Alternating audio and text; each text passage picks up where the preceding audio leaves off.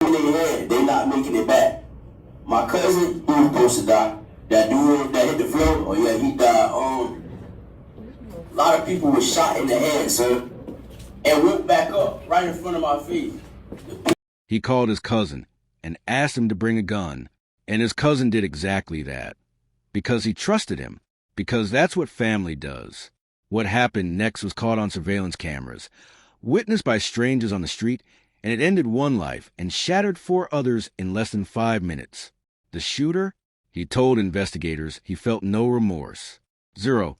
And later, standing in front of a judge, he looked confused about whether anyone had even died. But here's what's going to keep you up at night. He's the one who invited his cousin into that situation in the first place. Before we go any further, if you're new here, I need you to take 5 seconds, like this video, subscribe to MYSTORA Crimes, and hit that bell. These are real people, real families, real pain. The least we can do is make sure their stories reach as many people as possible. Stories like this one deserve to be heard, not buried. So if you believe that, show up for this channel, and let's get into it. It's Monday, March 16th, 2026. Early evening. Azure Estates apartment complex, Riviera Beach, Florida, right along Dr. Martin Luther King Jr. Boulevard. It's not an unusual kind of evening. People coming and going. A normal Monday. Tramonte Gibson, 20 years old, is at the complex visiting his girlfriend. By his own account to investigators, he was sitting outside on a bench, smoking marijuana, when 3 men approached him, one of whom was his cousin, John Richard Halliburton III. But something shifts in the atmosphere. Gibson goes into the clubhouse and, according to what he later told police, starts feeling threatened. Harassed, he says, cornered.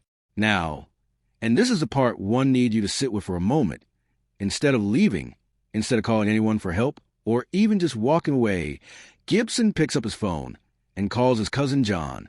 He tells him to bring a backpack with a gun inside it. And John, 25 years old, 1 month into fatherhood, a man who had a job and was on vacation that week, shows up because his cousin asked him to, because family shows up. That decision, John answering that phone call, cost him his life. But who is John Halliburton III, really? His mother, Curtisa Brown, described a son she was proud of. Not a thug, and what happened to him was not right. My son had a job. He was on vacation. He was supposed to go back to work today, and this is what happened to him. Police. A son who grew up in a 2-parent household. A son who had just cradled his newborn baby girl for the first time. She told reporters he was not a thug. He was a smart young man. He had a job. He was supposed to go back to work today. How can you be so evil? John he had a sister, he had a brother who loved him dearly. He was so loved. He was so loved. Lord, he took my baby. Can you imagine being that mother? Can you imagine getting that call? John wasn't supposed to be a victim that night. He was supposed to be the help. Now let's talk about Tramonte Gibson, because understanding who he is matters if we're going to make sense of what happened. At 20 years old, Gibson already had a prior arrest on his record. Back in May 2024, he was picked up in West Palm Beach on charges of carjacking without a firearm and resisting an officer. That prior case is significant because by the time March 2026 rolls around, he's facing a charge of felon in possession of firearm, which tells us that somewhere between 2024 and 2026, something in his legal history likely crossed a threshold that legally barred him from having a gun. So he didn't just pick up a weapon that evening. He called someone else to bring one to him. Think about that behavioral pattern for a second. He knows he shouldn't have a gun. He knows he's in a legally vulnerable position. So rather than remove himself from the threat, whatever he believed that threat was, he escalates. He arms himself through a proxy, through someone he trusts, through family. Psychologically, this speaks to something important. Gibson didn't behave like someone who was scared and reacting. He behaved like someone who was calculating. Even if poorly, he made a series of deliberate choices that night, each one more dangerous than the last. And yet, And this is where things get deeply complicated. When he stood in front of Judge 2 days later, he appeared genuinely disoriented. He said, "I be seeing things, sir. I be fighting things that y'all cannot see. So which is it? Calculation or unraveling?" Here's what surveillance footage tells a story that Gibson's own words cannot explain away. The cameras at Azure Estates captured him outside the leasing office with John and with two other men, Erncat Gillis and Dillian T. Wright. According to the probable cause affidavit, Gibson raised his gun and shot Wright in the head first. Then John, his cousin, the man he called for help, the man who showed up for him, attempted to grab the gun. He tried to stop it, and Gibson shot him multiple times. John Halliburton III was found between two buildings. He was pronounced dead at the scene. ShotSpotter technology detected approximately 18 rounds fired that evening. 18. This wasn't a single moment of panic. This was sustained, and Gibson wasn't done. He ran out into the street. Anthony Evans was driving by when he saw a man run into the road. His first instinct, like any decent human being, was that someone was in trouble. Someone needed help. He slowed down, and then he saw the gun. A single bullet tore through his hand, into his passenger's arm, into his own leg, and through the truck door. Evans, a man who once spent 7 years incarcerated and rebuilt his life into something meaningful, survived by what he called faith alone. Gibson also fired on James Easley and Charles Daniels. Then he forced a man named Rommel Kajana Lira out of his Chevrolet Silverado at gunpoint, didn't shoot him, just took the truck, and fled north on Interstate 95. 5 victims, 1 dead, and he had called one of them to the scene himself.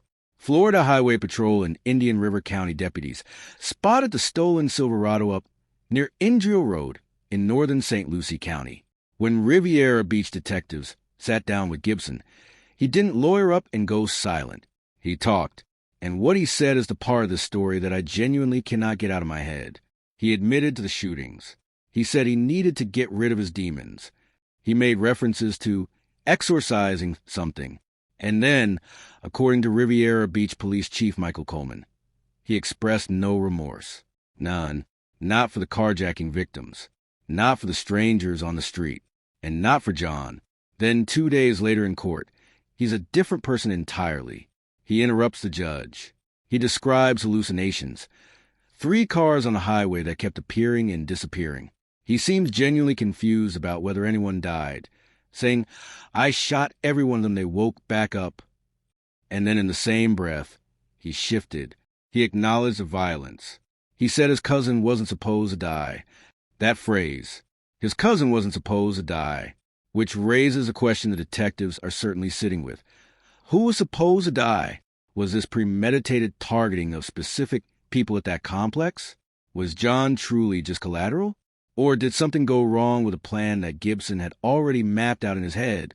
Gibson stated that he had to get rid of the demons.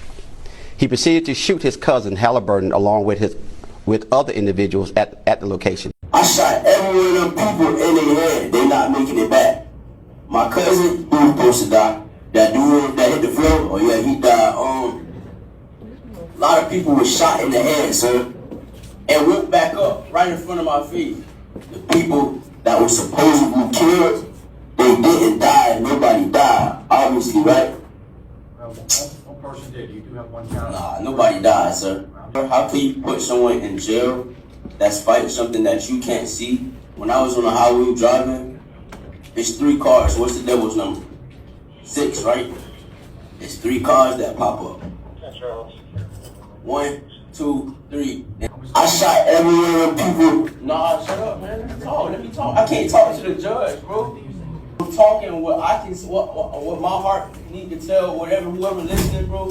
Okay, let me talk. Okay, I don't even need you, sir. I ain't gonna lie to you. I do not need you. Please, I don't need. Can you please tell me shut up, judge, please? I can't even talk. He's not even. Thank you, sir. I'm fighting something I can't even see. I see it at night. I see it now looking at you. I don't know how to fight it, sir. When I was in Stony Brook, sir, and I had that gun, that wasn't my gun, first off. I'm talking to that dude right there, the judge right there, I'm talking to him. I'm not worried about nothing what nobody's saying. I'm talking to him. I need to get this off my heart. Mr. Gibson, we're going to be done for now. You don't have any bonds. We don't have those answers yet. What we do know is that Gibson now faces first-degree premeditated murder for counts of attempted first-degree murder with a firearm, 2 counts of armed carjacking, and felon in possession of firearm. The judge ordered him held without bond. And Anthony Evans, the man who slowed down because he thought someone needed help, the man who took a bullet through his hand, said this about Gibson when reporters asked him, "All I can say at this point is may God bless him, keep him, and help him." That kind of grace, after what he survived, says more about who Anthony Evans is than anything else in this story. So I want to leave you with something to think about, and I want you to drop your thoughts in the comments below. What do you make of Gibson's mental state? Because here's the tension. The surveillance footage shows deliberate, sequential violence. He shot one man, then turned on another, then ran into the street and targeted strangers, then executed a carjacking. That is not the behavior of someone in a dissociative break. That is a series of choices. And yet in court, something looked genuinely fractured. Is that real? Is it performance? Or is it possible that both things can be true at once? That someone can be capable of cold, calculating violence, and also be psychologically deteriorating? And what about John, a man who answered the phone because his cousin called, who drove over because someone he loved said they needed help? What does it say about the nature of trust, especially in families, that the most dangerous call you can receive might come from the people closest to you? John Halliburton III had a 1-month-old daughter. She will grow up hearing this story secondhand. Make sure she grows up knowing her father's name was spoken with respect. Comment your thoughts below. I read every single one. And if you're not already part of this community, subscribe to MYSTORA Crimes, because we don't let these stories disappear. We stay with them. We dig. We ask the questions that don't have easy answers. That's what this channel is. See you on the next one.